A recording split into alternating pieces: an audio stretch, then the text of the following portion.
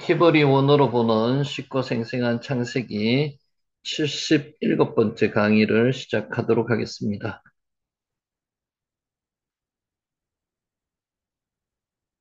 아자브라는 단어 지난번에 한 번 했습니다. 아자브, 버리다는 단어입니다. 사람들은 때때로 가장 좋은 것을 고민도 없이 내버립니다. 이럴 때가 있습니다. 아자브. 예수님은 십자가에 버리지셨지만 그 버림은 끝이 아니었습니다. 아자브. 사람들은 배척했습니다. 하나 하나님은 예수님을 하나님 집의 머릿돌로 세우셨습니다. 아자브, 버리다는 뜻입니다. 버림받음은 영광스러운 부활의 첫 장면이었고요. 아자브. 사람들이 거부한 예수님의 말씀은 인류를 구원하는 복음이 되었습니다. 아자브. 그리고 복음의 향기를 더 널리, 더 강하게, 더 지속적으로 나타내어야 합니다. 버림이 복음의 향기를 더 넓게 퍼지게 했다는 것입니다. 아자브. 자, 나발이라는 단어가 있습니다. 어리석은 자를 나발이라고 합니다. 사람들은 많은 사람과 소통하면서도 정작 서로를 믿지 못합니다. 나발. 하나님은 이미 오래전에 이러한 세상과 인간의 안타까운 모습을 꿰뚫어 보고 계셨습니다. 나발, 어리석은 자. 하나님은 부정하고 경외가 사라지면 사람들은 서로를 신뢰하지 못합니다. 하나님을 부정하고 경외가 사라지면 사람들은 서로를 신뢰하지 못합니다. 하나님을 기억한다는 것은 세상 중심에서 벗어나 하나님 중심으로 삶의 축을 다시 세우는 일입니다. 나발, 어리석은 자. 자, 그 기억이 우리의 마음을 지키고요. 이 세상을 더욱 다시 회복시키실 것입니다. 하나님을 기억하는 사람, 어리석은 사람이 아니고 하나님을 기억하는 사람, 그를 통해서 세상은 다시 빛나게 될 것입니다. 어리석은 자가 되지 않고 하나님을 기억하는 사람이 되시기를 축원합니다. 나발, 마토크는 달다는 뜻입니다. 잠언 16장 24절에 나옵니다. 쓰고 뜨거운 커피에 설탕이나 시럽, 우유를 더하면 맛이 달콤한 완벽한 음료가 되듯이 구원받은 우리는 날마다 그리스도의 은혜와 하나님의 사랑의 달콤함을 경험하고 있습니다.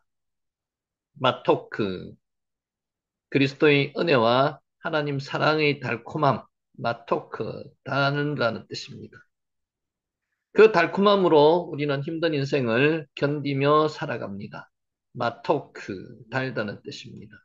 사람들은 커피의 향기와 맛의 아름다움, 그리고 달콤함에 매료되었습니다. 마토크.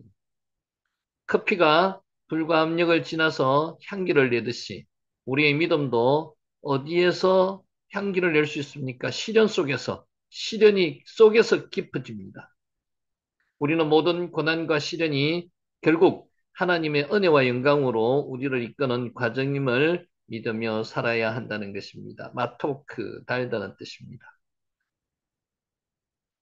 자, 흔들리는 세상에 흔들리지 않는 마음이라고 오늘 말씀을 드립니다.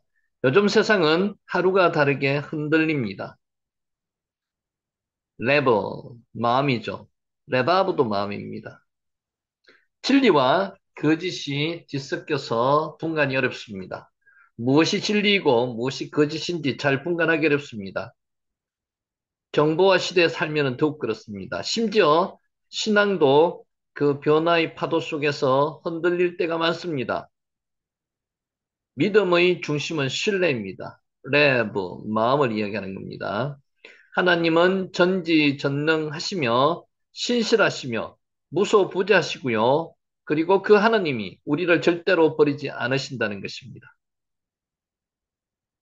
흔들리는 세상 속에서도 얼마든지 하나님을 향한 심지를 우리는 굳게 세울 수 있다는 것입니다. 레브, 마음입니다. 자, 스페셜티 커피와 같은 인생이라는 제목입니다.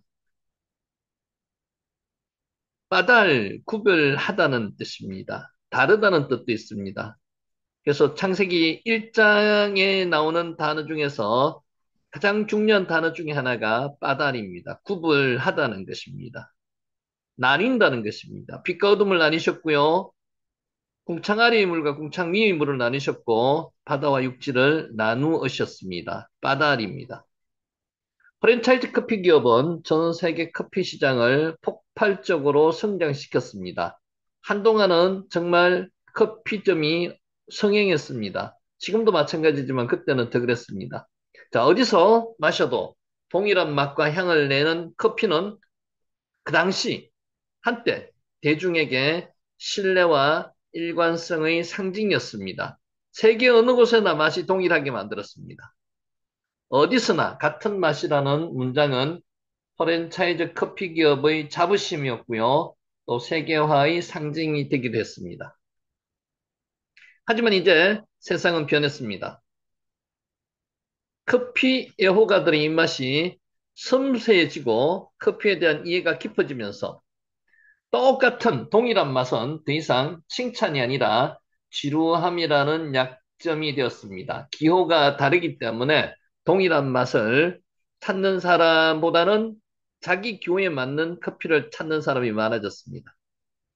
사람들은 획일적인 커피 대신에 지역의 기후와 토양, 또 농부들의 손맛이 담긴 개성 있는 자기만의 커피를 찾기 시작했습니다. 이것이 바로 요즘에 유행하고 있는 스페셜티 커피입니다. 스페셜티 커피. 특이한 커피. 나만이 즐길 수 있는 나만의 맛을 찾는 커피. 스페셜티 커피는요, 단순히 희귀하다는 이유로 불리는 이름이 아닙니다. 세계 스페셜티 커피 협회는 커피의 향미, 질감, 또 균형감, 깔끔함 등을 평가의 기준으로 삼았습니다. 그래서 100점 만점 중에서 80점 이상을 받은 원두만을 스페셜티라고 부르고 있습니다. 10%, 전 세계 커피 생산량의 약 10% 정도만 이 엄격한 기준을 통과합니다. 그래서 동일한 맛을 내는 것에서 지금은 각자의 독특한 맛을 찾아가는 커피가 지금 사람들의 기호에 맞는다는 것이죠. 이렇게 품질을 보증받기 위해서는 농장에서의 정성, 또 가공 과정의 섬세함, 차별화, 그리고 로스팅과 추출 기술이 모두 어우러져야만이 이런 커피가 탄생합니다. 스페셜티 커피는 자신이 자라는 환경을 그대로 담아내는 정직한 커피입니다. 똑같지 않습니다. 차별화된 커피입니다. 그곳의 햇살과 바람, 흙의 향이 한 잔의 커피 속에 녹아 있습니다. 각각 고유한 다른 맛이 있다는 거죠. 스페셜티 커피의 본질은 다름입니다. 다름이 뭐라 그랬죠? 빠달이라 그랬습니다. 빠달. 똑같지 않기에 특별하고 다르기에 사람들에게 사랑받습니다. 그래서 이제는 동일한 맛을 내는 커피의 의미는 사라졌습니다. 스페셜티 커피는 우리 삶에 중요한 교훈을 주고 있습니다. 자, 르네상스 시대의 가장 거장 라파엘로가 바티칸 궁전의 천정에 그림을 그리고 있을 때 일이었습니다. 왕이 그의 작업을 구경하러 왔습니다. 라파엘로가 사다리에 올라가서 그림을 그리고 있었는데 사다리가 흔들거렸습니다. 높은 천장에 그림을 그리는데 사다리가 흔들리면 위험하죠. 왕은 옆에 있던 총리에게 빨리 가서 사다리를 잡으라고 지시했습니다. 총리는 무척 불쾌했습니다. 자기가 총리인데, 폐하, 저는 한 나라의 총리입니다. 어찌하여서 이렇게 화가의 사다리를 붙들라고 하십니까? 그러자 왕은 정색하며 말했습니다. 총리하겠다는 사람은 자네 뒤에 줄을 서 있네. 할 사람이 인재가 많다는 것입니다. 하지만 라파엘로가 떨어져 다치면 이 그림을 그린 사람이 없지 않는가? 이 그림을 그릴 수 있는 사람은 오직 라파엘로 한 사람밖에 없다는 것입니다. 이 짧은 대화 속에 진리가 담겨 있습니다. 세상에는 넘버원은 많지만 온리원은 말 그대로 단 한 사람뿐입니다. 잘하는 사람이 많습니다. 넘버원의 실력을 가진 사람이 부지기수로 많습니다. 그러나 단 한 사람, 온리원, 말 그대로 그것만 할 수 있는 사람은 한 사람밖에 없다는 거죠. 그것을 할 수 있는 사람은 라파엘로처럼. 총리는 언제든지 다른 사람으로 대체될 수 있습니다. 하지만 라파엘로의 그림 솜씨는 누구도 흉내낼 수 없는 라파엘로 본인만이 고유한 능력입니다. 오늘날 우리는 끊임없이 비교당하고요. 치열하게 경쟁하도록 만들어진 사회 속에서 살아가고 있습니다. 특히 대한민국에서 사는 한 사람 한 사람은 요새 너무나 힘들어합니다. 치열한 경쟁 속에서 살아 이겨야 되기 때문에. 학교에서는 성적표로 1등부터 꼴등까지 줄이 세워지고요. 사회에서는 연봉과 직함으로 서열이 매겨집니다. 성과를 많이 낸 사람은 연봉을 많이 받고요. 성과가 적은 사람은 연봉을 평균보다도 이하로 받습니다. 그러다가 결국에는 회사에서 잘려 나가게 됩니다. 언제부턴가 우리는 얼마나 잘하느냐보다는 누구보다 낫느냐에 더 집착하고 있습니다. 그래서 상대방과 항상 비교하면서 생활하고 있습니다. 비교 나만 하는 게 아니고 모든 것을 상대방과 비교하면서 그 사람보다는 더 나아야만 된다는 강박관념 속에서 살고 있다는 것입니다. 그러한 삶에는 늘 피로가 따라옵니다. 피곤합니다. 정신을 잠시만 놓으면은 경쟁에서 뒤처지게 되는 거죠. 경쟁은 사람을 성장시키기도 하지만 동시에 자신을 잃게도 만듭니다. 자신감을 상실하고요.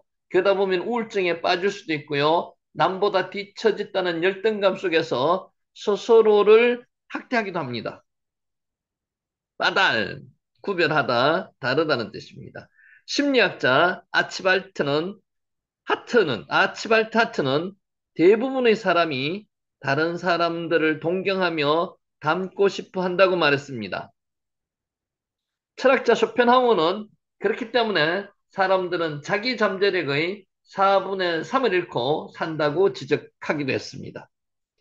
남의 그림자를 쫓는 삶은 결국 자신을 잃고 공허해집니다. 우리는 어떤 잘난 사람, 미인을 닮아가려고 옛날에는 교육을 그렇게 시켰습니다.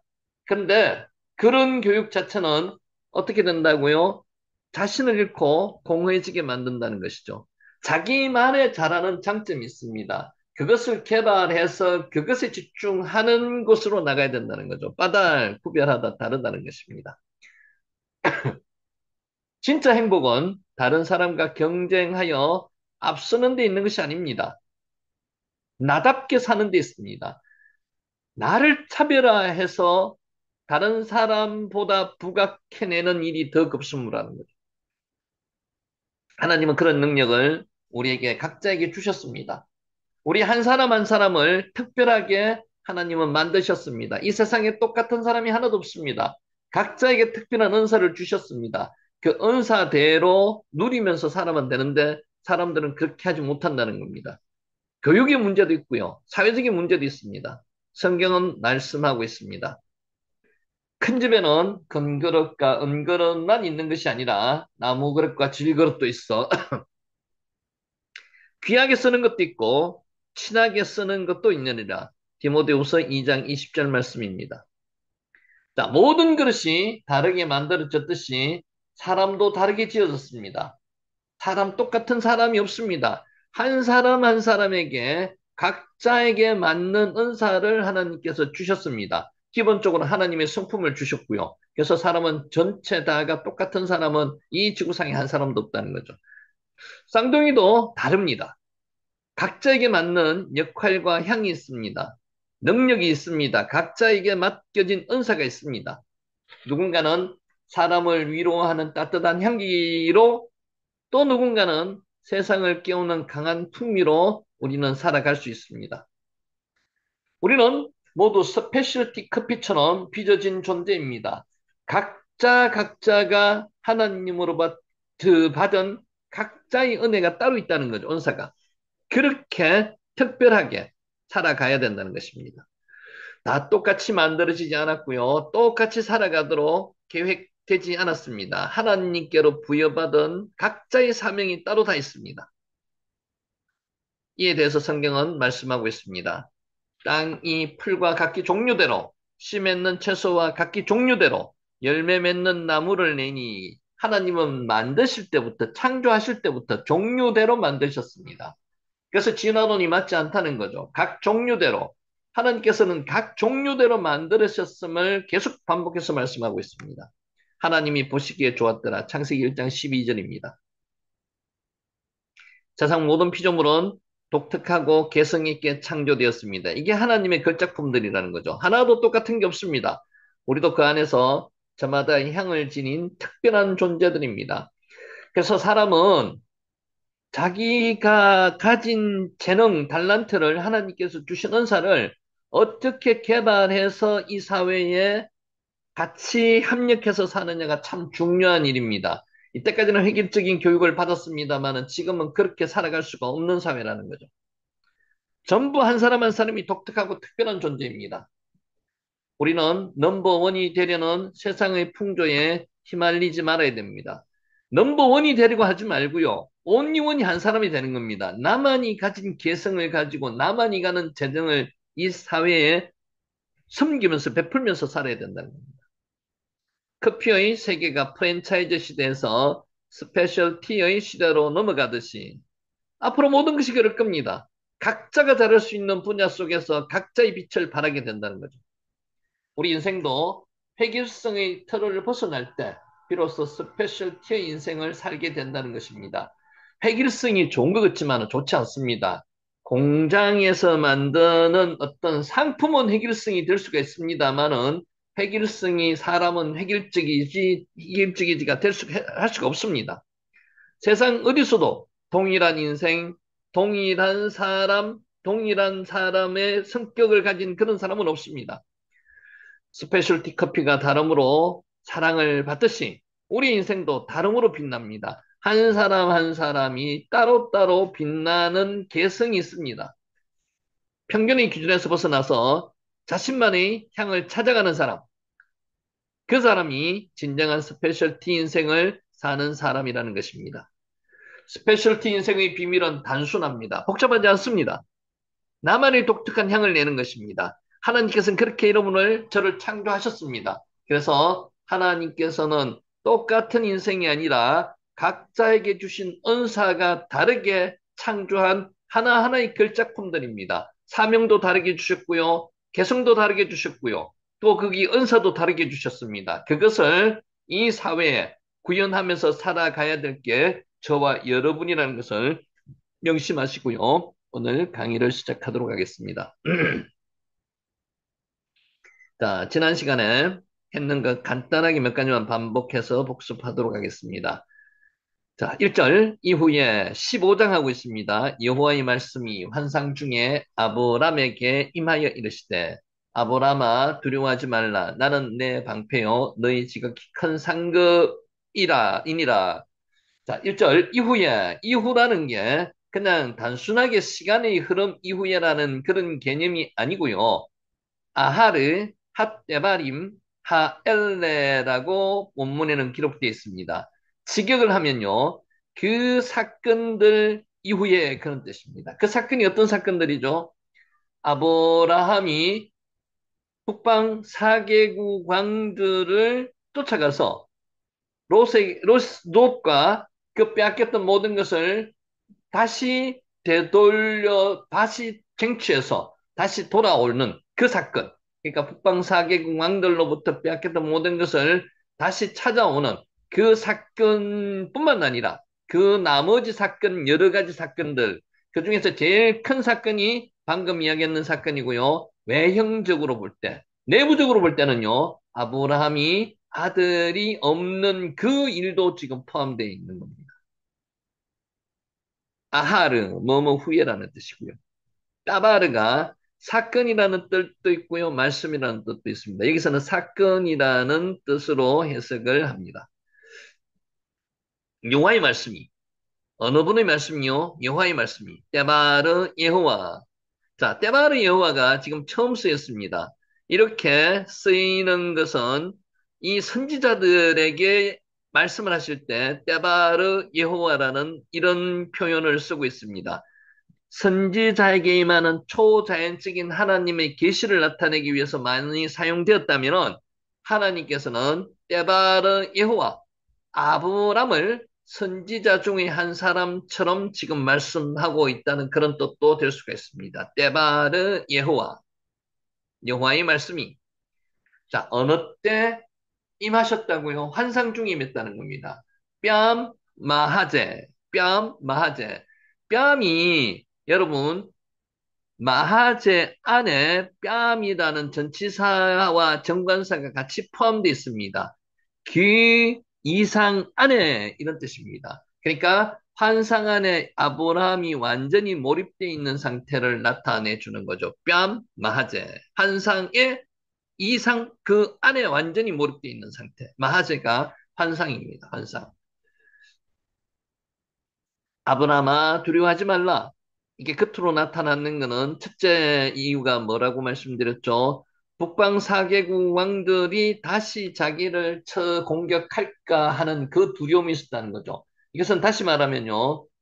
자기의 실력으로 북방 4개국 왕들을 무찌르고 그 약탈물과 사람들을 빼앗아온 게 아니라는 겁니다. 하나님의 은혜로 빼앗아왔기 때문에 만약에 이들이 다시 내려온다면은 자기는 마냥 당할 수밖에 없는 그런 처지라는 것을 지금 두려워하고 있습니다. 그래서 두려워하지 말라고 이야기하고 있는 거죠.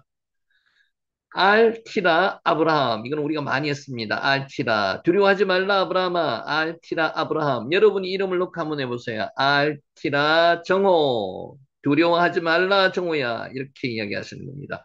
유일한 두려움의 대상은 누구시다고요? 하나님밖에 없습니다. 야래 두렵고야 할 대상은 야래 하나님밖에 없습니다. 그래서 아브라함에게 알티라 아브라함, 아브라함아 두려워하지 말라고 말씀하고 계십니다. 자, 아브라함이 두려워하게 된 이유는요, 방금 말씀드렸듯이 1차적으로는 북방 4개국 연합군의 재침을 두려워했다는 거죠. 방금도 말씀드렸듯이 본인의 능력으로 전쟁에서 승리한 것이 아니었기 때문에, 나는 능력이 없기 때문에 더 두려워하고 있다는 것이고요. 한편 반대로 생각하면요, 하나님만 의지하면 이 두려움은 떠나간다는 겁니다. 그런데 아브라함은 인간적인 생각에 지금 잡혀 있다는 거고요. 둘째로, 홀로 남아가지고 후사가 없다는 겁니다. 이것 때문에 두려워했다는 겁니다.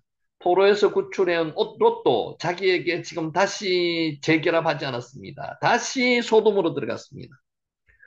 자, 아브라함이 두려워한 근본적인 이유는 아브라함에게 상속자가 될 아들이 없다는 게 이게 내면적인 이유고요. 외면적인 이유는 북방 4개국 왕들이 다시 쳐들어올까 하는 그 두려움이 있었다는 겁니다.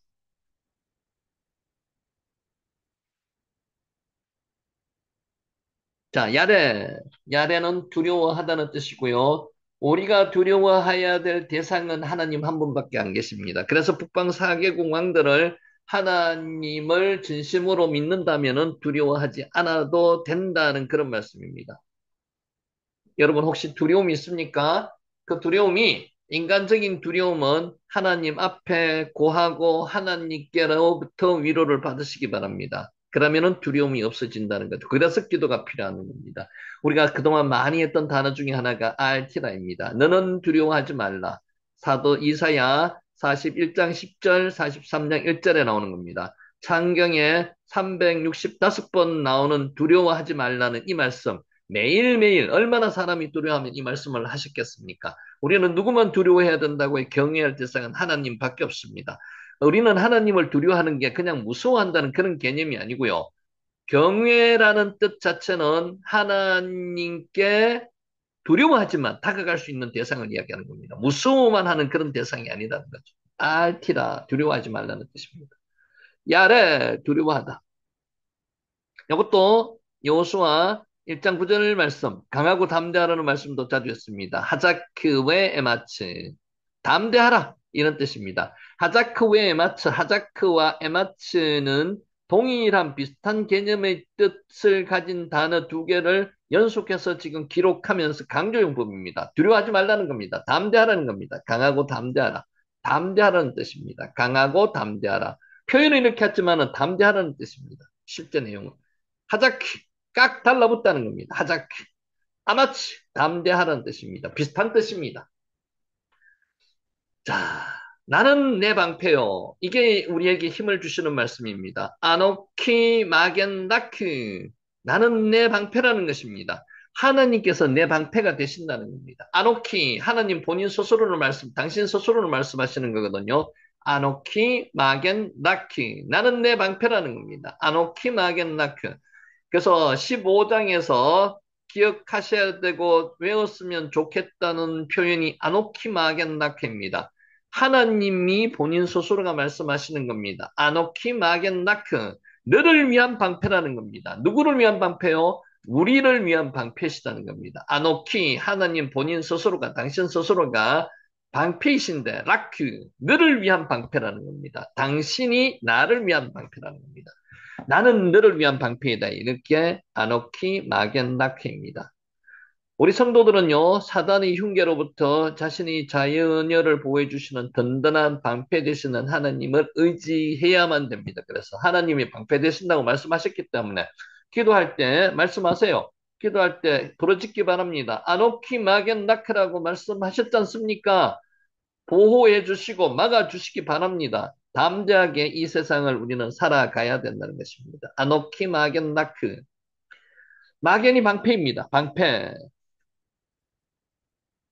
자, 또 하나 하나님께서 말씀하셨습니다. 너는 지극히 큰 상급인이라고 말씀하셨습니다. 너희 지극히 큰 상급인이라. 하나님께서 너희 지극히 큰 상급인이라 이렇게 해석할 수도 있고요. 따로 끊어서 너희 상급은 매우 크게 될 것이라고도 해석을 할 수 있는 양쪽 다가 상관이 없습니다만은 첫 번째 말씀드렸는 거 나는 너희 방패고 너를 위한 방패고 너희 지극히 큰 상급인이다. 이렇게 해석하는 게 지금 우리 한글 번역처럼 이게 나름대로 의미가 더 깔끔한 번역이라는 거죠. 아노키 마겐 나크이고요. 아노키가 앞에 같이 썼다고 생각하고요. 세카레카 하르페 메오드 너희 지극히 큰 상급입니다. 세카레카 하르페 메오드 하나님께서 우리에게 말씀하십니다. 나는 너의 방패요 너희 지극히 큰 상급이라 아노키 마겐 나크 아노키가 다시 하나 들어가고요. 세카레카 하르페 메오드 이런 뜻입니다. 세카레카 하르페 메오드 기도할 때 우리가 하나님의 말씀입니다. 이렇게 사용 한번 해보세요. 아노키 마겐 나크 세카레카 하르페 메오드 아르케 마겐 나크 세카레카 하르페 메오드 자, 너희 지극히 큰 상급이니다. 한글 성경 번역처럼 제가 방금 말씀드렸는 것처럼 여호와 자신이 아브라함의 상급 자체가 된다는 점에서 더 강력한 의미를 지니고 있습니다. 하나님을 믿는 우리는요, 어떠한 위험과 고난 가운데서도 담대할 수 있습니다. 하나님이 내 방패가 되시고요, 하나님께서 내 상급이 되신다는 이 말씀이 우리에게 큰 힘이 된다는 것입니다. 아노키 마겐 나크, 아노키 마겐 나크, 세카레카 하르뼈 메오드. 요 문장은 한번 외워두셔도 좋을 것 같습니다. 기록해 놓으셔도 좋을 것 같고요. 사카르가 상급 보수입니다. 하나님께서 나의 상급 보수가 되신다는 말씀입니다. 자, 2절입니다. 아브람이 이르되 주 여호와여 무엇을 내게 주시려 하나이까? 나는 자식이 없사오니 나의 상속자는 다메섹 사람 엘리에셀이니이다. 주 여호와여 첫 번째 나옵니다. 아도나이 여호와 하나님의 성호가 세 가지 말씀을 드렸습니다. 첫 번째 창세기 1장 1절에 나오는 엘로힘 하나님, 두 번째 여호와 하나님, 언약의 하나님, 세 번째가 아도나이 왕 임금 주인을 이야기하는 거죠. 이거는 사회에서도 주인한테도 왕한테도 이런 단어를 썼습니다. 아도나이. 그래서 아도나이 여호와 두 가지 성호가 한꺼번에 겹쳐서 나옵니다. 그래서 아도나이 여호와 자주 나오는 단어인데 요 문장이 요거를 첫 번째, 이게 성경에서 첫 번째 여기서 나오는 겁니다. 어디서 15장 2절에서. 아도나이 여호와, 주 여호와여. 아브라함은 방패와 상급이 되시겠다고 약속한 분이 누구라고요? 이 세상의 주 아도나이이시며 동시에 약속을 반드시 지키시는 신실하신 여호와, 언약의 하나님, 여호와를 굳게 믿기에 주 여호와 복합 명칭을 사용할 수 있었다는 것입니다. 하나님을 불신해서가 아니고요. 하나님께 확인받고자 하는 의견이라는 뜻도 있습니다. 주 여호와여, 아도나이 여호와, 아도나이 여호와.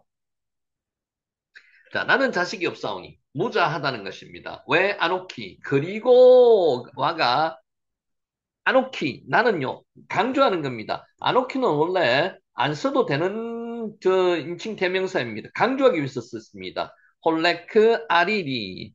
그리고요, 저는요, 나는 자식이 없이 가고 있습니다. 이 인생살이에 자식이 없어 가고 있다는 그런 뜻입니다. 아노키. 바로 앞절에서 하나님께서 나는 너희 방패요. 아노키 마겐 나크. 아노키라 그랬죠. 너희 방패요. 너희 지극히 큰 상급인이다 해서 하나님이 사용하신 나와 동일한 말이 말이고요. 아노키입니다. 나는 하나님께서 아노키라고 내가 네 방패라고 말씀하시니까 아브라함도 이어서 똑같이 하나님의 말을 이어받다가 아노키, 아브라함 나는요, 저는요, 자식이 없어 이렇게 말하는 겁니다. 이 단어는 하나님께서 자신을 지켜주시고 많은 물질을 주셨지만 아직도 나는 자식도 하나도 없는 자식의 불행한 모습을 본인의 불행한 모습을 지금 강조하면서 쓰여졌는 게 이 내용입니다. 외아노키 홀레크 아리니 보십시오. 생략돼 있는 거고요. 그리고 나는 자식이 없어 지금 가고 있습니다. 늙어 가고 있습니다. 이런 뜻입니다. 아리리 자식이 없다는 것입니다. 아리리가 벌거벗다는 아라르에서 나왔습니다. 아리리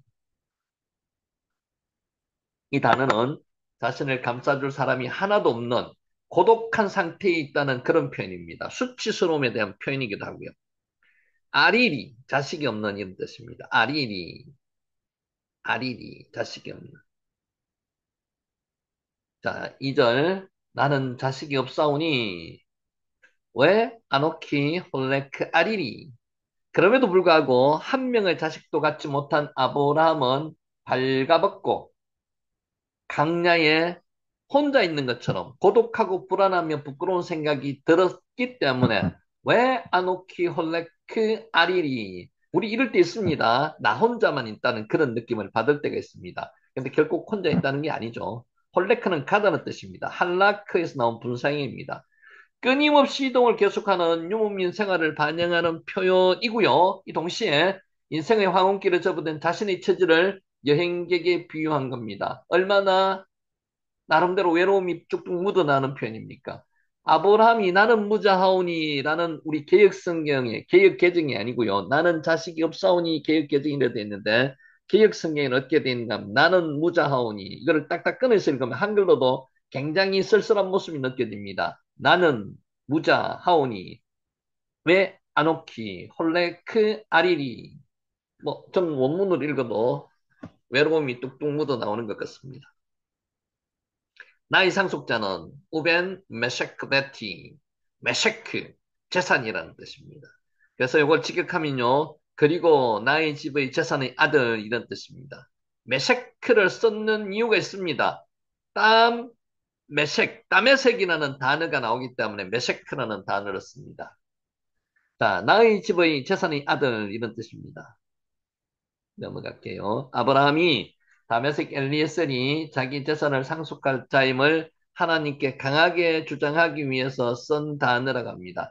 재산이라는 단어는 다른 단어도 많은데 메셰크라는 단어를 쓰는 것은 다메섹 엘리에셀, 다메섹 사람 엘리에셀을 강조하기 위해서 땀 메셰크라는 우벤 메셰크 베티라고 썼다는 거죠. 강조용법입니다. 메셰크, 소유, 재산, 파이트, 집입니다.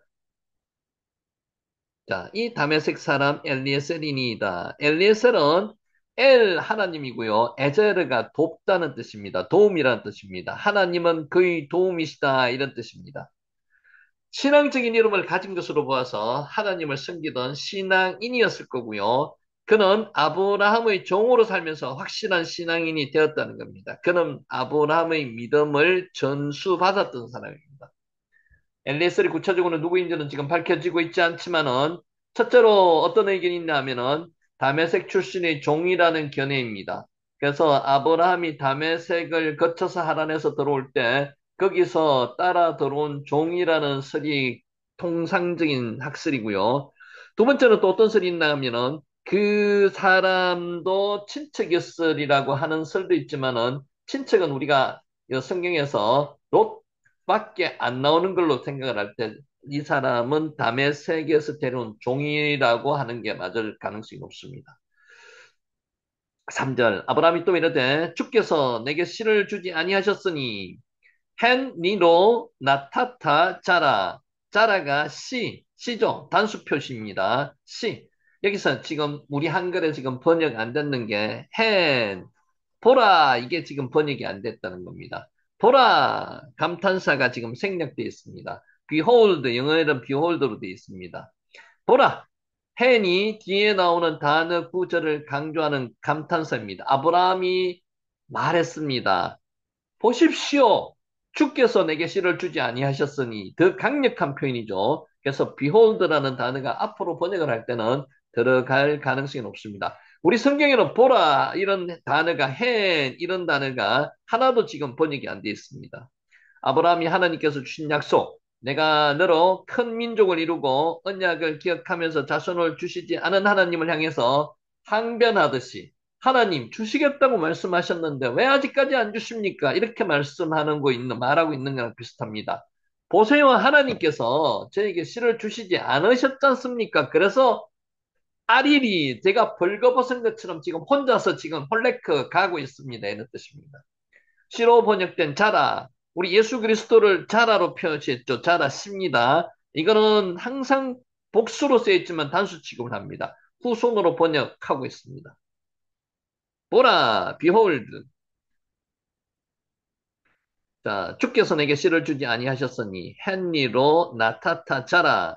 제라는 예외 없이 단수형으로 된 집합명사입니다. 특이하게 단수 취급을 합니다.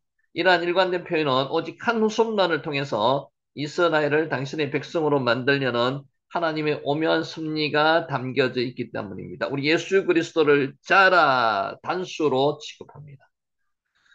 자, 본문은 다른 이로서는 절대 구원을 얻을 수 없다는 구속사의 진리를 확정하는 구절이기도 합니다. 구절이라고 할 수도 있습니다. 예수 그리스도만을 통해서 인류를 구원하시려는 하나님의 계획을 예시적으로 보여주는 것입니다. 하나님께서 내게 씨를 주지 아니하셨다고 항변하는 겁니다. 오직 구원의 주 그리스도의 이름을 부르는 자에게만 하나님의 구원과 능력이 임한다는 진리는요. 이처럼 그리스도의 성육신 이전의 구약 시대부터 이미 주어진 성경의 핵심 주제입니다. 성경은 구속사를 기록한 책입니다. 하나님께서 예수 그리스도를 이 땅에 보내셔서 우리의 죄를 속죄해 주시겠다는 것을 기록한 책입니다. 그 사건을 기록한 책이고요.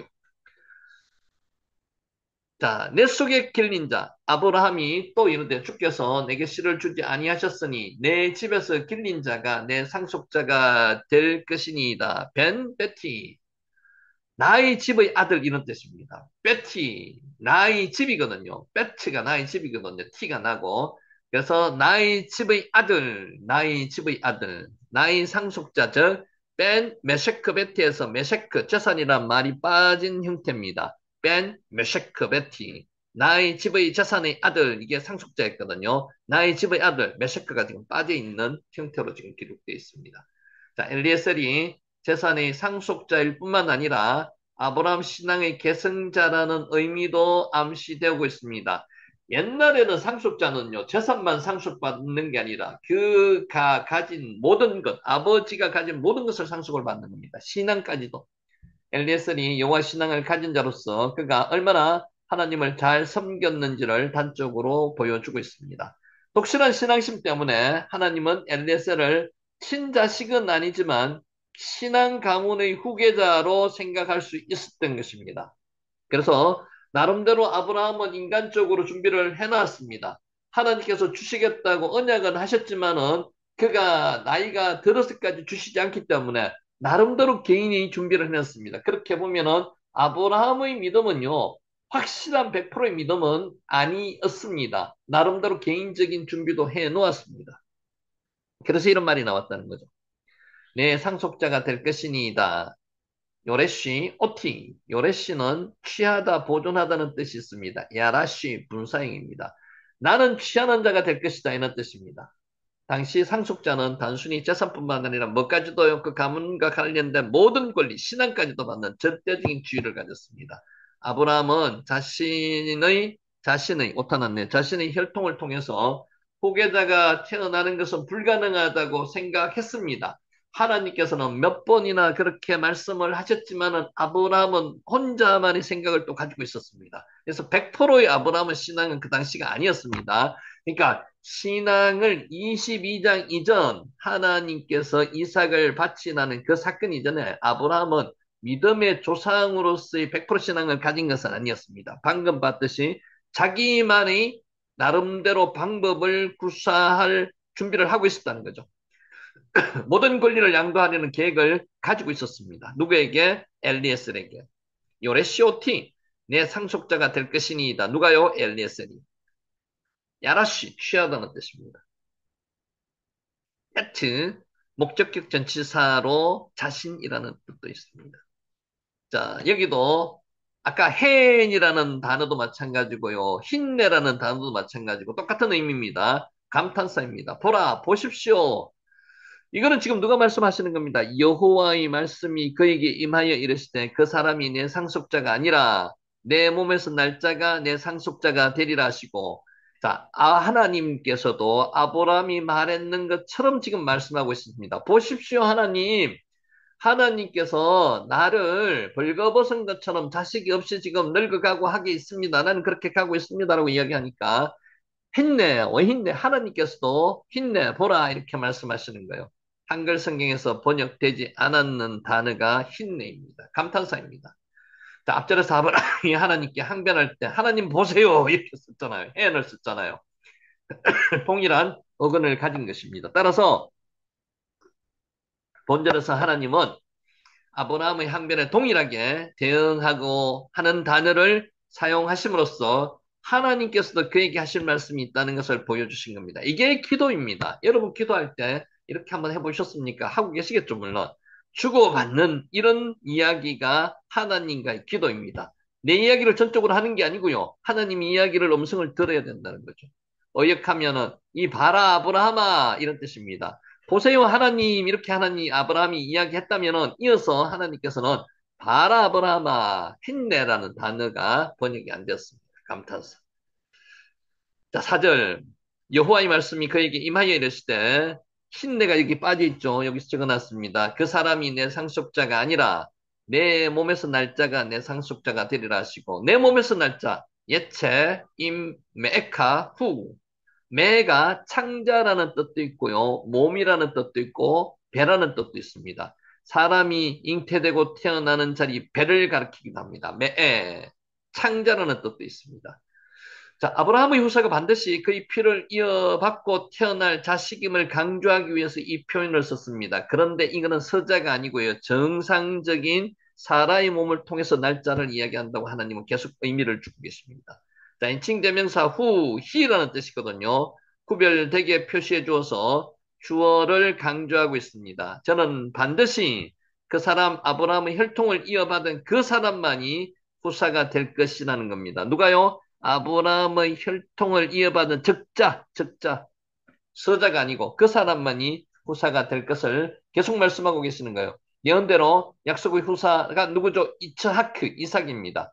그리스도께서도 그 혈통을 통하여 태어나셨습니다. 이츠하크의 후손을 통해서 후손으로 예수 그리스도도 태어났다는 거죠. 그러니까 자라가 이츠하크 한 사람만 이야기하는 것이 아니고요. 예수 그리스도까지도 예표하고 있는 겁니다. 매에 창자를 뜻하기도 하고요. 몸을 뜻하기도 하고요. 배를 뜻하기도 합니다. 매에 후 그라는 인칭 대명사이고요. 자, 5절 그를 이끌고 밖으로 나가 이르시되 와 요체 오토 하우차 와 요메르 아마르 말씀하셨다는 겁니다. 환상 중에 이게 뺨 마하제입니다. 마하제가 환상이라는 뜻이거든요. 이게 뺨이 뭐가 두 글자가 줄어들었습니다. 두 글자가. 그래서 뺨은 정관사하고도 빼라는 그 안에 전치사도 같이 포함되어 있습니다. 뺨 마하제. 그 환상 안에서 이런 뜻입니다. 속에서. 자, 요체는 밖으로 나가다 사역형으로 데리고 나갔다는 겁니다. 야차 데리고 나가다는 뜻인데 사역형으로 됐으니까 데리고 나갔다는 겁니다. 하우차는 방향을 나타내는 몸으로 통해서가 몸으로 향해서가 붙어 있습니다. 환상 중에 일어나는 일이 현실과 동떨어진 일이 아니라는 것입니다. 우리 사전적으로 환상은요, 현실과 동떨어진 허상이라고 기록되어 있지만 이것은 사전적으로 볼 것이 아니고요.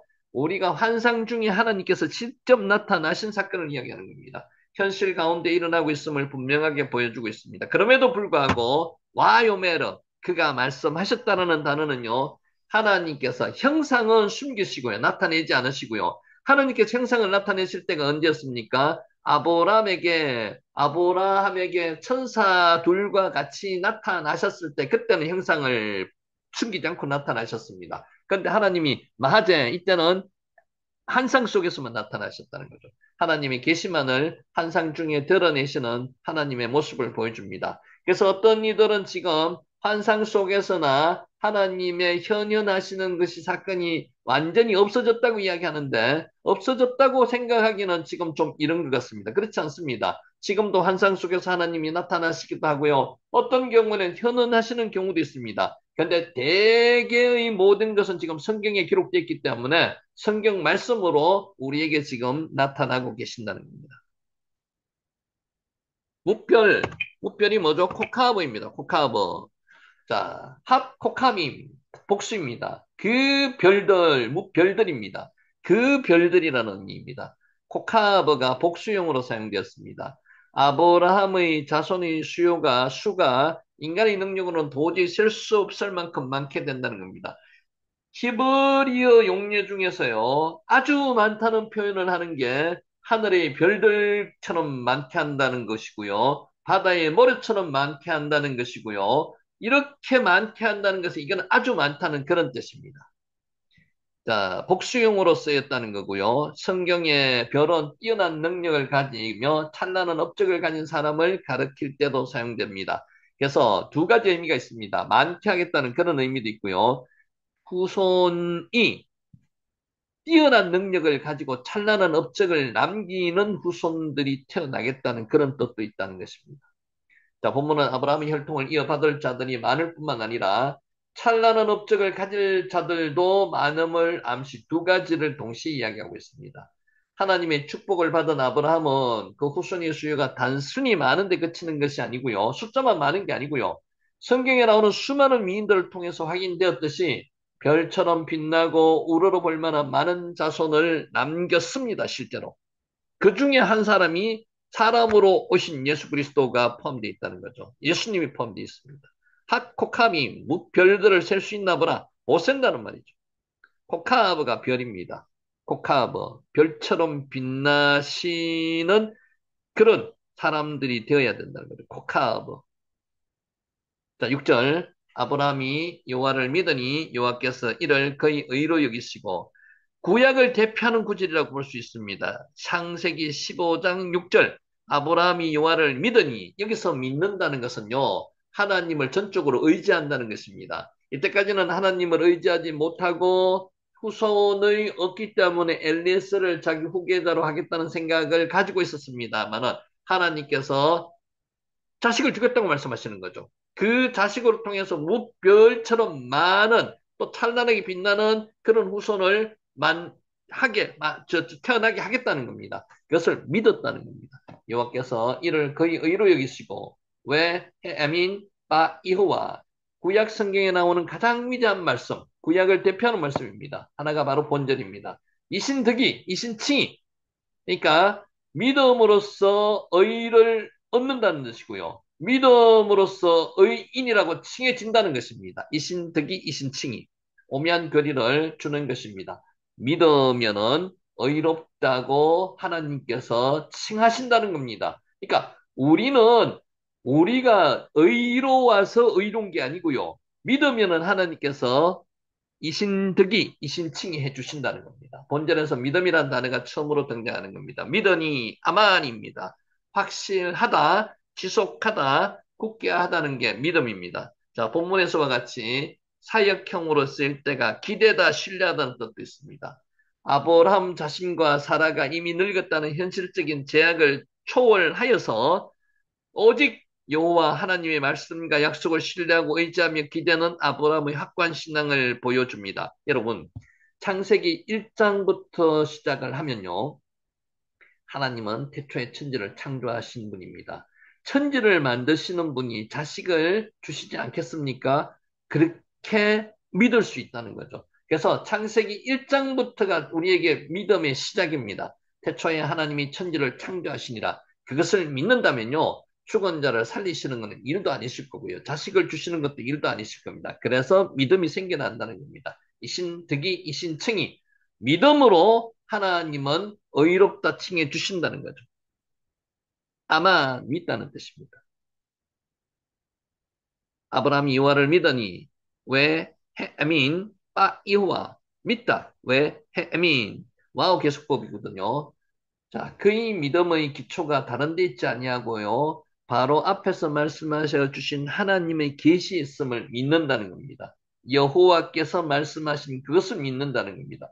아브라함의 믿음 대상이 지금까지 자기를 인도하시고 언약을 주신 바로 그 여호와 하나님을 보여주시기 위해서 그분 안에 온전한 신뢰를 두고 있음을 보여줍니다. 빼 여호와 하나님 해 에민 빼 여호와 빠 여호와 하나님 그 하나님 안에 있는 그분 안에 그런 뜻입니다. 아브라함이 지속적인 신앙을 가졌으면요. 신앙 대상인 여호와에 대한 명확한 인식을 가졌음을 암시하는 것입니다. 본문 표현을 통해서 실로 믿음의 아버지라 불리우기에 손색이 없는 아브라함의 성숙한 면모를 볼 수 있습니다. 여기서 아브라함의 믿음이 계속 유지되었으면 얼마나 좋겠습니까만은 여기서 우리 15장으로 통해서 아브라함의 믿음이 100% 형성된 게 아닙니다. 또 나름대로 실패하는 그런 아브라함의 인간적인 모습도 볼 수가 있습니다. 그런데 하나님은 뭐라고요?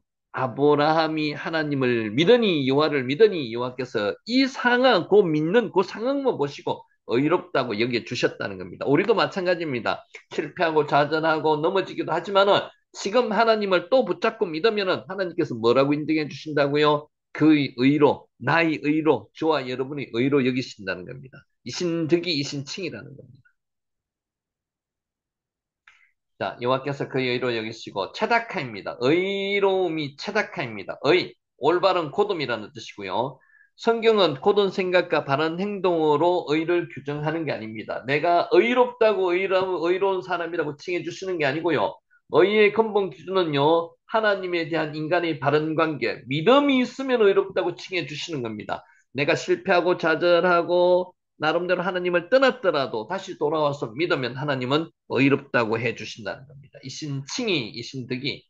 자, 본절에 있어서 아브라함이 어떤 선한 행위를 했기 때문에 의롭게 된 게 아닙니다. 의인은 하나도 없습니다. 성경에 그렇게 말씀하셨죠, 로마서에. 의인은 하나도 없나니, 의인은 없습니다. 그런데 믿음으로 고백하는 사람은 의인이라고 하나님께서는 칭해 주신다는 겁니다. 의로운 생각, 의로운 행동을 하는 사람은 하나님밖에 없습니다. 자, 본절에 있어서 아브라함이 어떤 선한 행위를 하였기 때문에 의롭게 된 것이 아니고요. 여호와의 언약을 굳게 믿었기 때문에 의롭게 되었다는 것입니다. 하나님 말씀에 대한 바른 믿음을 가질 때 우리는 역시 의롭다 이김을 받을 수 있다는 겁니다. 이신득이 이신칭이. 자, 오늘 좀 길게 했는 이유가요. 지난번에 좀 상세히 설명을 못했는 부분을 다시 한번 복습했는 부분이고요. 자, 오늘은 시간이 많이 지났지만 여기서부터 출발입니다. 자, 6절. 아브라함이 여호와를 믿으니 여호와께서 이를 그의 의로 여기시고 이게 구약을 대표하는 구절이라고 말씀드렸습니다. 와 야흐 셰베하로 체다카. 자, 본문에서 중요한 단어가 여기다는 겁니다. 하샤브입니다. 하샤브. 인정하다, 판단하다, 뭐뭐 탓으로 돌리다는 뜻입니다. 하샤브. 여기다.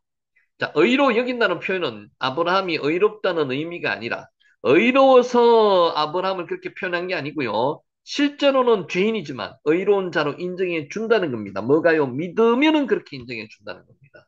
거룩한 무리로 불리워지는 성도의 우리의 의도 자신이 경건한 생각이나 도덕적인 행동에서 비롯되는 것이 아닙니다. 의로운 사람이라고 인정해 주시는 분은 도덕적으로 의로운 사람은 하나도 없습니다. 하나님께서 각자의 믿음을 보시고 의롭다고 인정해 주신다는 겁니다. 이신득이 이신칭이라는 거죠. 자, 그러므로 우리가 믿음으로 의롭다 하심을 얻었은즉 우리 주 예수 그리스도로 말미암아 하나님으로 더불어 평화를 누리자. 로마서 5장 1절 말씀입니다. 이게 뭐라고요? 체다카입니다. 체다카. 의. 여기서 말하는 의가 도덕적인 의를 이야기하는 게 아니고요. 믿으면은 하나님이 의로운 자라고 인정해 주신다는 겁니다. 체다크가 아니고 체다카네요. 요 표시가 요 잘못됐습니다. 요 체다카. 다시 고쳐놓겠습니다. 체다카. 하사브. 여기다. 인정하다. 뭐뭐 탓으로 하다. 하사브입니다. 하사브. 하사브. 하사브. 자, 7절. 또 그에게 이르시되 나는 이 땅을 내게 주어 소유를 삼게 하려고 너를 갈대인의 우에서 이끌어낸 여호와니라. 나는 여호와라고 본인이 직접 말씀하시는 거죠. 여호와. 아니 여호와. 아니 아노키. 나는이란 뜻입니다. 나는 여호와니라. 아니 여호와. 하나님께서는 아브라함에게 중요한 계시를 주시기에 앞서서 계시를 주시는 자신이 누구인지 소개하고 있습니다. 누구라고요? 여호와라고요. 스스로 계신 분, I am who I am, 여호와라는 겁니다. 하나님께서는 스스로에 대해서 약속을 신실히 지키시는 여호와이심을 밝히시며 갈대우르에서 아브라함을 이끌어내신 목적이 바로 지금 아브라함이 거하고 있는 약속의 땅 가나안을 업으로 주시기 위함을 분명히 밝히고 있습니다. 계속 하나님께서 말씀하시죠. 자손을 바닷가의 모래와 같이 하늘의 무별과 같이 많게 하셨다는 게 하나 하고요. 또 하나는 가나안 땅을 주시겠다는 겁니다. 이처럼 약속의 신실한 하나님께서는 오늘날 우리에게도 찾아오셔서 성경 말씀으로 환상 속에서 또 현현하시기도 하시고요.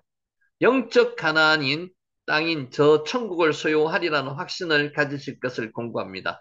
우리는 가나안 땅이 어디예요? 여기서 영적 가나안이라고 말했죠. 천국입니다. 천국. 만일 땅에 있는 우리의 장막집이 무너지면 하나님께서 지으신 집, 곧 손으로 지은 것이 아니요 하늘에 있는 영원한 집이 우리에게 있는 줄 아나니 고린도후서 5장 1절 말씀입니다. 소유를 삼게 하려고 레리 슈타흐 뭐뭐 하기 위해서라는 전치사가 레입니다. 취하다, 점령하다, 상속하다가 야라시 앞에서 한번 나왔죠. 야라시, 취하다, 점령하다, 상속하다. 여기 합쳐져 가지고요. 하나님께서 아브라함으로 하여금 갈대아울에서 나오게 하신 것은 가나안 땅을 점령하여 소유로 삼게 하기 위함임을 분명히 말씀하고 있습니다. 레디 스타어 소유로 삼게 하려고.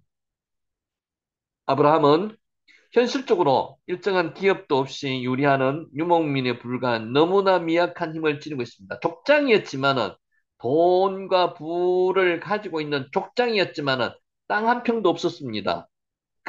뜨돌이었습니다. 나그네였습니다. 그러나 하나님께서는 약한 것을 들어 강한 것을 부끄럽게 하시는 고린도전서 1장 27절 말씀처럼 전능하신 분입니다. 한 평도 땅도 없습니다. 아브라함으로 통해서 그 가나안 땅을 주시겠다는 겁니다. 그 약속이 실현됐지 않습니까?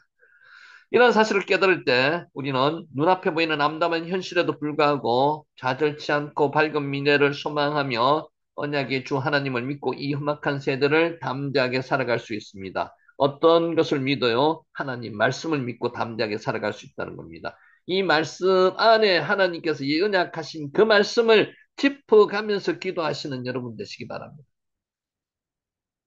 너를 갈대아인 울에서 이끌어낸 여호와니라. 너를 이끌어낸 호체티카. 내가 너를 이끌어냈다는 겁니다. 내가 너를 이끌어내었다. 직역하면 호체티카. 너를이라는 전미사가 카입니다. 내가가 티입니다. 내가 너를 호체티카. 내가 너를 이끌어낸 장본인이라는 겁니다. 호체티카. 자, 야차는 지리적인 이동을 나타내기도 하지만 본문에서처럼 사역형으로 이끌어내다는 뜻입니다.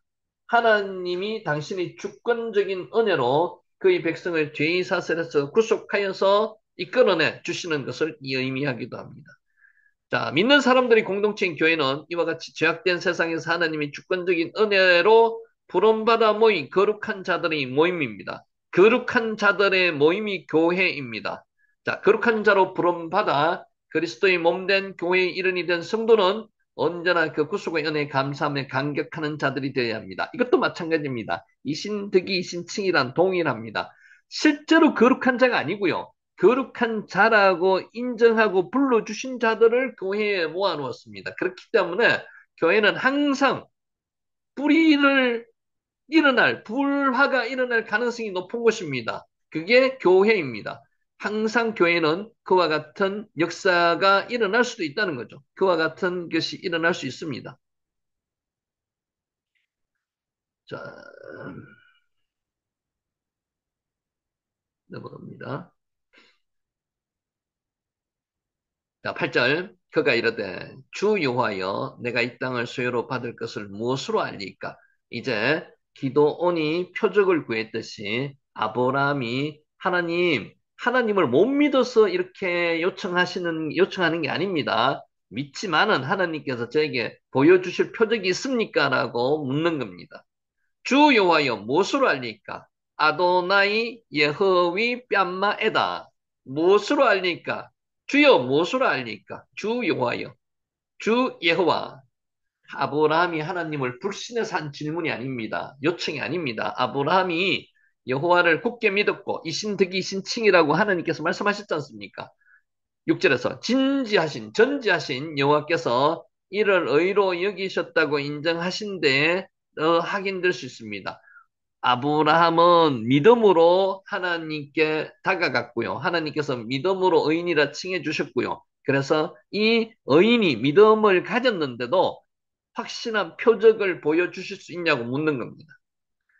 아브라함이 이절에서 마찬가지로 자신에게 말씀하시는 하나님은 더 이상 이 세상을 창조하시고 역사를 주관하시는 절대 주권을 가지신 아도나이이시며 언약의 신실하신 여호와이심을 고백합니다. 그래서 말이 뭐라고요? 주 여호와여, 주 여호와여, 아도나이 예호위 이렇게 표현하는 겁니다. 자, 뺨마가 이 사실을 더욱 확정해 줍니다. 무엇 안에서, 무엇에 의해서 내가 알 수 있겠습니까? 이런 뜻입니다. 마, 무엇이란 의문 대명사입니다. 아도나이 예호위 뺨마에다.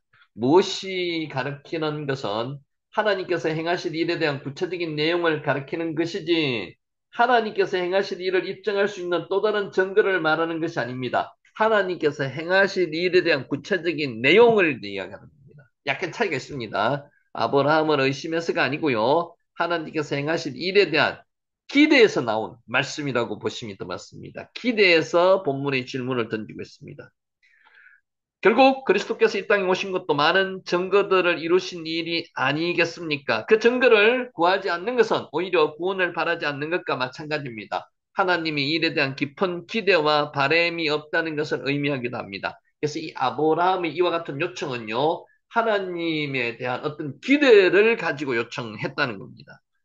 그러니까 불신해서 증거를 보여달라, 표적을 보여달라 이런 개념은 아니었다는 겁니다. 하나님의 약속을 받은 우리도 이러한 믿음의 기대를 저버려서는 안 되고요. 가져야 됩니다. 결코 약속 자체를 불신하는 동기에 의해 표적을 구하는 자들이 되지 말아야 하고요. 기대감에서 하나님이 분명히 이루어 주실 것인데 그 기대감에서 요청을 하는 겁니다. 이 땅을 소유로 받을 것을 키 이라셨나 내가 이것을 소유하게 될 것을 이런 뜻입니다. 지극하면 상속하다가 앞에 썼습니다. 소유하다가 야라시입니다. 이라쉐는 동사 야라시에서 파생된 것입니다. 자, 하나님은 이스라엘이 그의 소유된 특별한 백성이 되게 하시기 위해서 그들과 언약을 맺으시고요. 그 언약의 백성이 거주할 땅 가나안을 소유로 주셨다는 거죠. 이스라엘 백성들이 그 언약 안에 머물러 있을 때 그 땅은 약속의 땅이 되는 거고요. 만약 그렇지 못하면 그 땅은 그 백성을 토하여 내버리는 것입니다. 언약 안에 있을 때 하나님은 가나안 땅을 주시는 것입니다. 결국 아브라함이 구한 것은 하나님과의 더 구체적인 언약이었음을 알 수가 있습니다. 기대감에서 하나님께서 나타내실 그 표적을 요청했는 거고요. 이것은 다른 말로 하면 구체적인 언약이었다는 겁니다. 자, 9절. 여호와께서 그에게 이르시되 나를 위하여 누구를 위해서요? 하나님 나를 위하여 3년 된 암소와 3년 된 암염소와 3년 된 수량과 산비둘기와 집비둘기 새끼를 가져올지니라. 누구를 위해서요? 하나님을 위해서. 3년 된 암소, 3년 된 3년, 3년이 계속 나오는 거는요. 3년이 되면은 동물이 성장이 가장 잘 성장했을 시기가 3년이랍니다. 나를 위하여 가져올지니라. 케하리. 자, 앞절에서 아브라함은 자신의 믿음에 대한 확신을 얻기 위해서 하나님이 주시는 표적을 구했습니다. 믿음의 표적을 구했는 거죠. 확신을 얻기 위해서. 자, 본절에서 하나님께서는 아브라함을 위한 것이 아니라 나를 위해서 3년 된 암소, 3년 된 암염소, 3년 된 수장과 산비둘기와 집비둘기 새끼를 가져오라고 하나님을 위해서 명령하셨습니다. 이것이 하나님의 방식입니다. 모든 것은 이 세상을 만드시고 섭리 운행하실 뿐만 아니라 역사를 주관하시는 하나님께 기결된다는 것이고요. 또한 하나님을 위한 것이지 진정한 사람을 위한 것이 되지 않기 때문입니다. 역으로 이렇게 설명할 수도 있습니다. 하나님을 위한 것이 사람을 위한 것이다. 이렇게 역으로 이야기할 수도 있습니다. 자, 이러한 영적 진리를 이해할 때 성도는 자기 위주의 이기적 신앙심에서 벗어나야 됩니다. 나를 위한 게 아니고요. 하나님을 위한 것. 하나님께 영광을 돌리는 것을 삶의 제일의 목적으로 삼는 성숙한 신앙생활을 할 수 있는 겁니다. 하나님을 위한 것이 나를 위한 것이다. 자, 하나님께서 제물을 3년 된 짐승으로 바칠 것을 요구하신 까닭은요. 3년 정도 자란 짐승이 가장 완전하게 완벽하게 성장했기 때문이라는 것입니다. 완전하신 하나님은 완전하고 확실한 것을 받으시기를 원합니다. 완전한 것을 하나님은 원하십니다. 하나님께서는 뭐라고 말씀하십니까? 내 앞에서 완전하라고 아브라함에게서 다시 나타나셔서 아브라함이 자기 인간의 노력으로 이스마엘을 낳고 나서 하나님께서는 3년 공백 후에 나타나셔서 하시는 말씀이 내 앞에서 완전하라고 말씀하시는 거예요. 하나님은 완전하시기를 원하시는 겁니다. 우리의 몸을 하나님께 바쳐야 할 성도들도 그리스도의 보혈의 공로에 힘입어 자신을 완전하게 해야 됩니다. 여러분 오해하시면 안 됩니다. 완전하게 한다는 것 자체는요, 내 스스로가 완전하고 완벽하다는 그런 개념이 아닙니다. 하나님 앞에 서서 있으면은 하나님께서 영으로 완전하게 만들어 주신다는 겁니다. 그러니까 항상 하나님 앞에 있어야 된다는 그런 뜻입니다. 10절. 아브람이 그 모든 것을 가져다가 중간을 쪼개고 쪼갠 것을 마주 대놓고 새는 쪼개지 아니하였으며 아브람이 가져다가 와 이카흐로 라카흐 취하다는 거죠. 로 그를 위해서 누구를 위해서요? 하나님을 위해서. 로가 무엇을 위해서? 그를 위해서. 하나님을 위해서. 자, 그를 위해서로 로란 말이 아브라함이 자신을 위하여 예물을 취한 것을 의미하는 것으로 볼 수 있으나 네 나를 위해서 하나님 본인을 위해서라고 말씀하셨 하나님의 말씀에 비춰올 때 그가 그 말씀에 따라서 그를 위해서 하나님을 위해서 예물을 취한 것을 볼 수가 있습니다. 우리는 예배를 나를 위해서 예배를 드리는 게 아닙니다. 하나님을 위해서 와 이카흐로 아브라함은 하나님께서 명령하신 것을 그대로 취했을 뿐만 아니라 그분을 위해서, 하나님을 위해서 취하는 바른 예배의 자세도 가지고 있었습니다.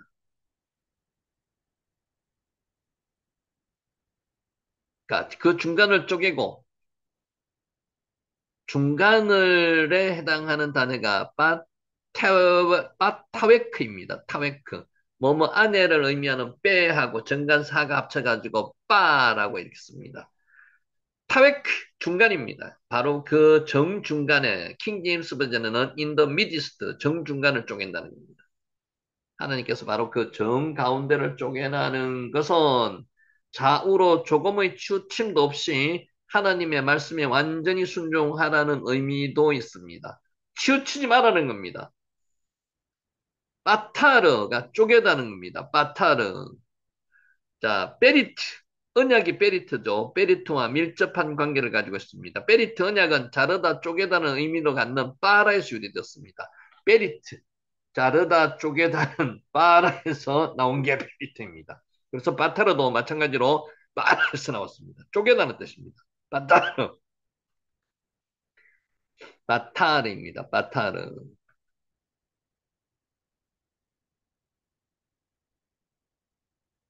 쪼개다, 바타르.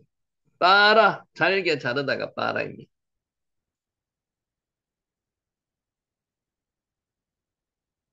자, 중간을 쪼개고 와이 파테르, 오탐 파타웨크. 언약이란 용어의 어원이 암시하는 바와 같이 언약이 베리트죠. 고대 건동 지방에서는 언약을 맺을 때 그 표적이 되는 쪼갠 희생 제물 가운데로 언약의 두 당사자가 지나가는 관습이 있었습니다.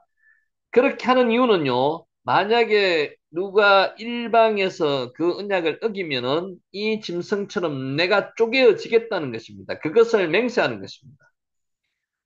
언약이 성실하게 지켜지지 않을 때 위반자는 희생물과 같은 쪼개짐을 당하는 운명이 될 것이라는 것을 상징적으로 나타내는 의미입니다. 그러나 한 걸음 더 나아가서 이처럼 희생제물을 쪼개는 것은 장차 그리스도께서 십자가에서 피 흘려 죽으실 것을 상징 예표한다고도 볼 수가 있습니다. 그래서 두 가지 의미가 있죠. 첫 번째는 고대 중동에서의 관습입니다. 만약에 언약을 어기는 자가 생겼다면 두 사람이 언약을 맺고 그 언약을 어기는 사람은 이 짐승들 같이 쪼개어진다는 첫 번째 의미. 두 번째는 하나 더 큰 의미가 있는 것이 그리스도께서 십자가에 피 흘려 죽으실 것을 상징 예표한다고 볼 수도 있습니다. 와이파테르 오탐파 타베카 인류의 시조 아담이 선악과를 따먹음으로써 하나님과의 언약을 일방적으로 누가 깨뜨렸습니까? 아담이 깨뜨렸습니다. 그 이후로 모든 인류는 죄 가운데서 태어나서 죄를 지음으로 하나님과 맺은 언약을 깨뜨리며 살아가므로 모든 인간은 마땅히 죽어야만 될 운명입니다. 무트.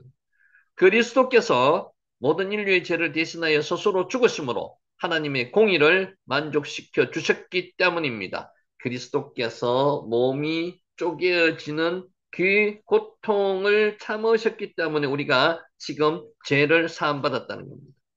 우리는 구약의 모든 희생 제사의 제물이 예표하는 바가 그리스도의 십자가 희생입니다. 그리스도의 피 흘림의 공로로 영적 죽음을 모면했다는 것입니다. 자, 11절. 자, 오늘은 여기까지만 하고 말씀을 정리하겠습니다.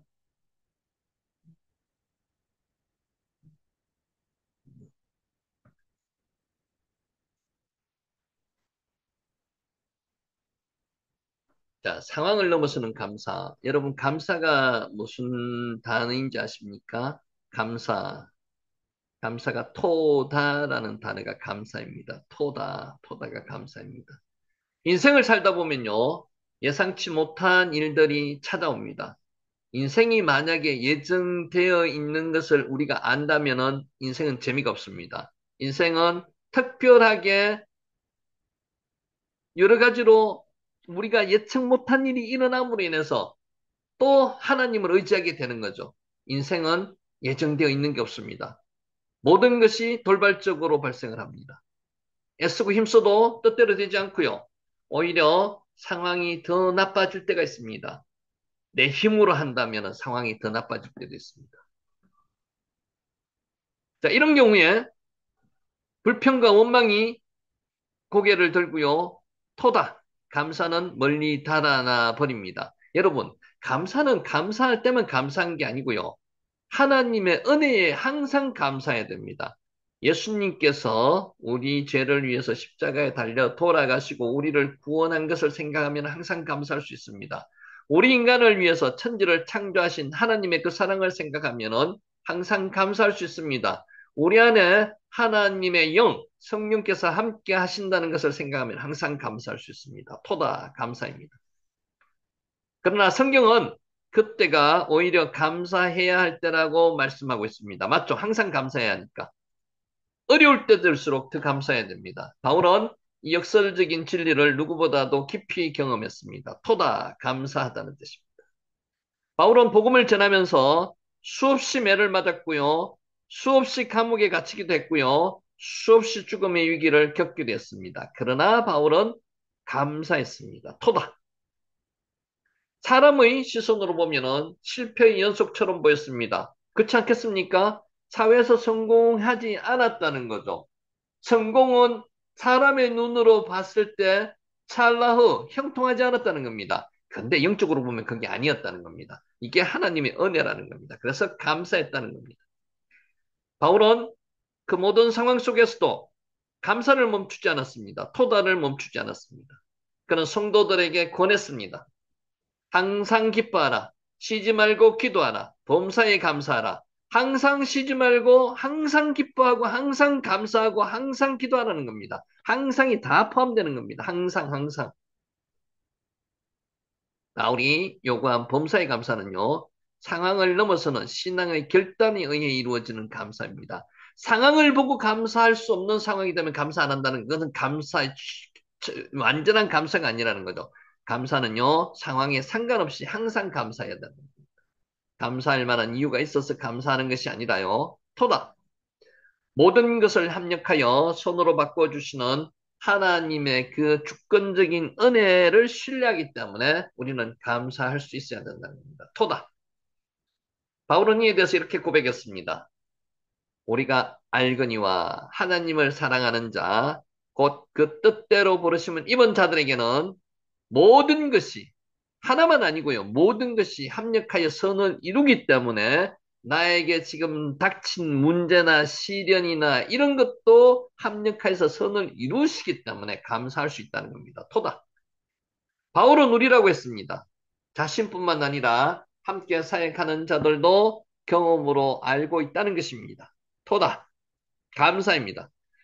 우리 안에 포함된 한 사람이 바울의 동력자 실라였습니다.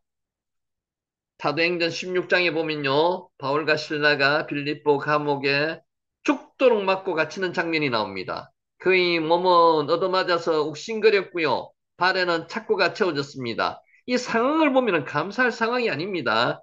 이렇게 원망할 수 있겠죠. 우리 같으면은 하나님 이게 뭡니까? 하나님께서 이렇게 하기 위해서 저를 이 빌립보에 보내셨습니까? 이렇게 원망할 수도 있을 겁니다. 그러나 그렇지 않았습니다. 인간적으로 보면은 원망이 나와야 될 기가 막힌 상황이었습니다. 이게 하나님의 은혜를 받은 사람이 정말로 깊이 은혜를 체험한 사람이 할 수 있는 감사입니다. 바울과 신라는요, 깊은 밤에 하나님께 기도했고요, 찬송을 불렀습니다. 이런 찬송이 나올 수 있겠습니까? 이게 감사의 사람입니다. 토다. 그 찬송은 단순히 위로를 얻고자 부른 노래가 아니었습니다. 토다.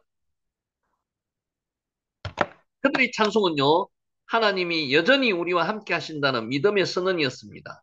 여러분, 찬송이 정말 어려울 때 나오는 찬송, 기쁠 때도 마찬가지입니다. 더 기쁠 때 나오는 그 찬송, 그 두 찬송 다 항상 찬송은요, 하나님이 우리와 함께 하신다는 고백입니다.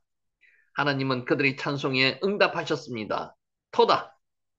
갑자기 큰 지진이 일어났고요. 옥문이 열렸고 모든 결박이 풀어졌습니다. 하나님께서 응답하시는 거죠. 이 상황에서 우리가 주목할 점은요, 옥문이 열리기 전에 이미 바울과 신라의 마음이 자유로웠다는 사실입니다.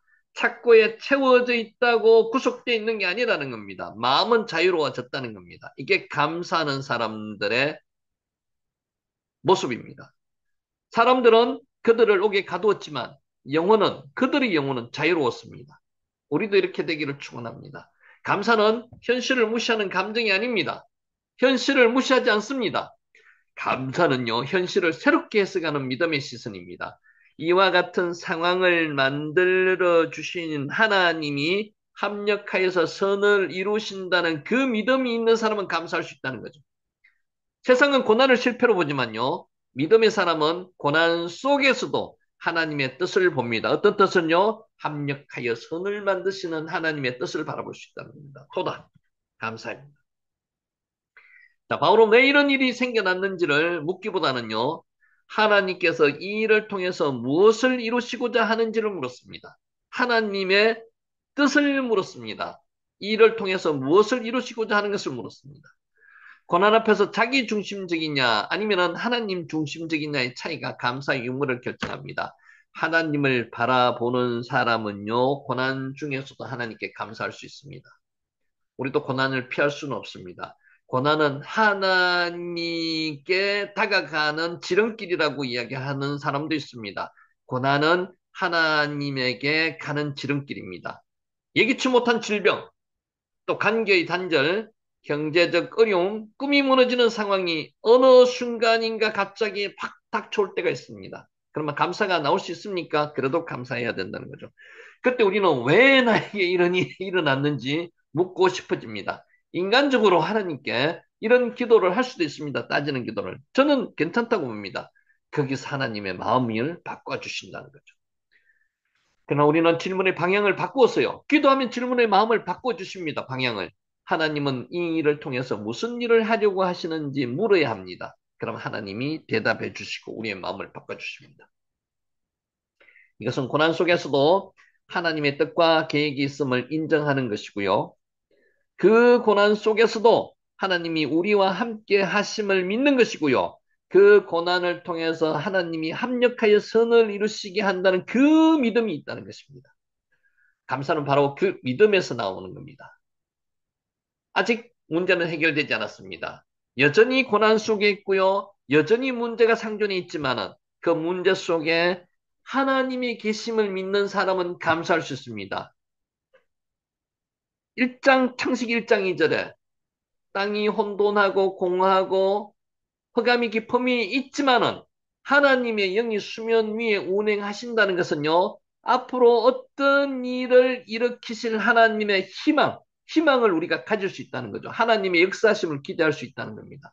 그 모습이 우리가 고난 속에 있을 때 우리 안에 계신 성령님께서 역사하신다는 그 믿음이 있는 사람은 감사할 수 있다는 겁니다.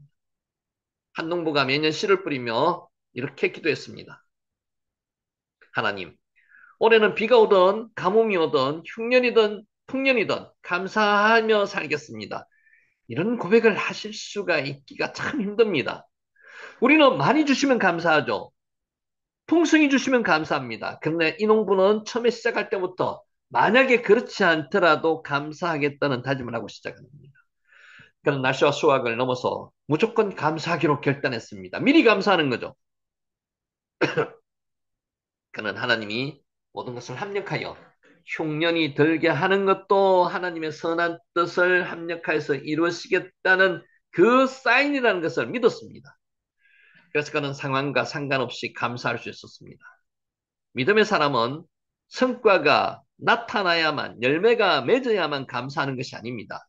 하나님이 여전히 나와 함께 하신다는 믿음으로 감사하시는 겁니다.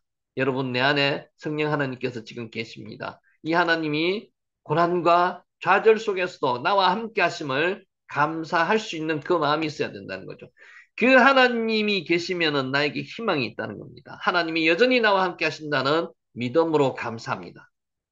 감사는 훈련된 신앙의 근육과도 같습니다. 운동을 많이 한 사람은 근육이 많습니다. 이것은 몸이 튼튼하게 지탱할 수 있는 바탕이 되는 겁니다. 우리의 감사가 그 바탕이 된다는 겁니다.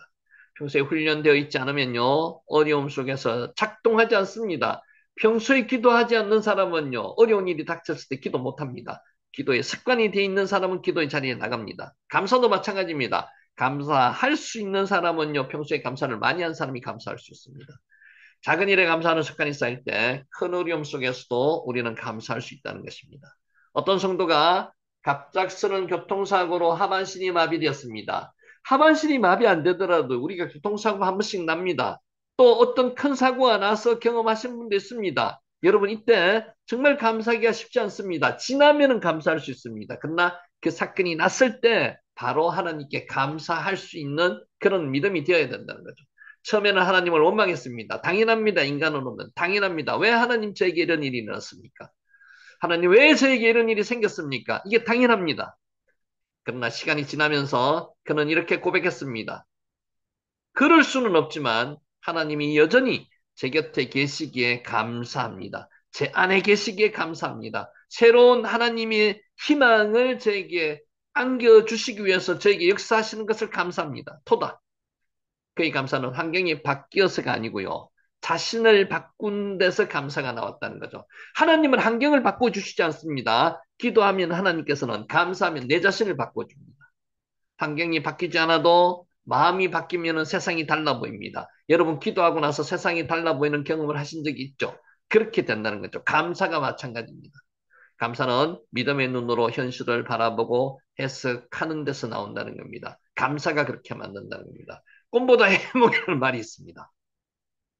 사실보다 더 중요한 것은 해석입니다. 해석을 어떻게 하느냐에 따라서, 어떻게 해석하느냐에 따라서 고난은 원망과 절망이 되기도 하고요. 감사가 되기도 합니다. 여러분, 해석은요, 내가 해석을 하는 게 아니고요. 하나님이 해석하는 그 해석을 내가 깨닫는 것이 해석입니다. 우리가 상황을 넘어서 감사할 때 하나님은 그 감사를 통해서 우리에게 새로운 길을 열어주신다는 것을 믿는 저와 여러분이 되시기를 예수님의 이름으로 축원합니다. 오늘 강의를 마치도록 하겠습니다. 잠시 기다리시기 바랍니다. 하나님 아버지 감사합니다. 오늘도 주님의 은혜 가운데서 이렇게 말씀의 자리에